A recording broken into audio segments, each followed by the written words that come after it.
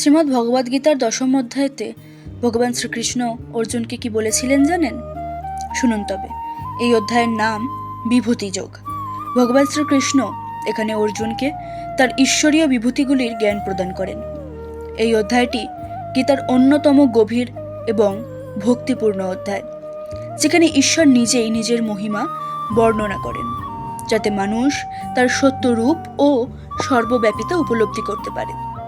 শ্রীকৃষ্ণ বলেন, আমি সমস্ত সৃষ্টির উৎস, আমার থেকেই এই জগৎ উৎপন্ন হয়েছে। অর্থাৎ তিনি প্রতিটি জীব, বস্তু ও চিন্তার মূল কারণ। তিনি জানান, যারা একাগ্র চিত্তে ঈশ্বরের উপর বিশ্বাস রাখে তাদের মধ্যেই সত্য জ্ঞান বিকশিত হয়। ভক্তি ঈশ্বরকে উপলব্ধি প্রদানের করেন।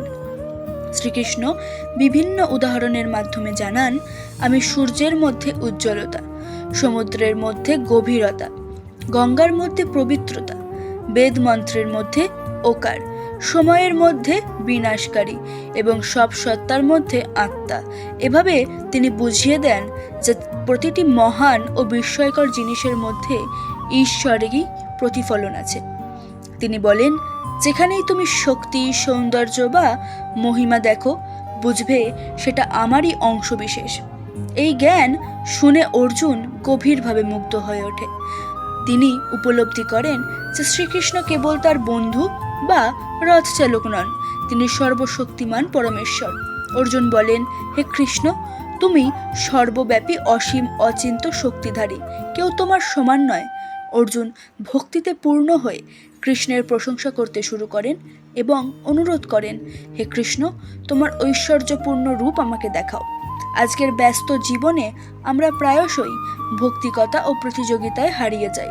দশম অধ্যায় শেখায়, প্রতিটি ভালো কাজ, প্রাকৃতিক সৌন্দর্য, মানবিক গুণ সবই ঈশ্বরের প্রকাশ। এই জ্ঞান আমাদের মধ্যে বিনয় ও কৃতজ্ঞতা আনে। জীবনের অনিশ্চয়তাই ঈশ্বরের প্রতি বিশ্বাস ও ভক্তি আমাদের মানসিক শান্তি ও সাহস দেয়। আমরা যত বড় বা শক্তিশালী হই না কেন, সেই শক্তির উৎস ঈশ্বর। এই উপলব্ধি আমাদের অহংকার থেকে মুক্ত করে, মানবিক ও ন্যায়পরায়ণ করে তোলে। নিজের মধ্যে ঈশ্বরকে দেখলে প্রতিটি কাজ পবিত্র হয়ে যায়। এই জ্ঞান মানুষকে সৎ পথে, পরিশ্রম ও নৈতিকতার পথে চলতে উৎসাহ দেয়। দশম অধ্যায় আমাদের শেখায় যে ঈশ্বর সর্বত্র বিরাজমান, শক্তি, সৌন্দর্য, জ্ঞান ও ন্যায়ের মধ্যে। অর্জুন যেমন এই জ্ঞানে ভক্তিতে পূর্ণ হয়েছিলেন, তেমনি আমরা যদি জীবনের প্রতিটি ক্ষেত্রে ঈশ্বরের উপস্থিতি অনুভব করি, তবে আমাদের মন শান্ত হবে, চরিত্র উন্নত হবে এবং জীবন অর্থবহ হবে। দশম অধ্যায়ের জ্ঞান এখানেই সমাপ্ত হলো। আপনারা আমার প্রতিটি ভিডিও দেখে নেবেন, যেখানে আমি আরও 9টি অধ্যায় আপনাদের সাথে আলোচনা করেছি। আর এই চ্যানেলটিকে লাইক, সাবস্ক্রাইব করে দেবেন। নমস্কার।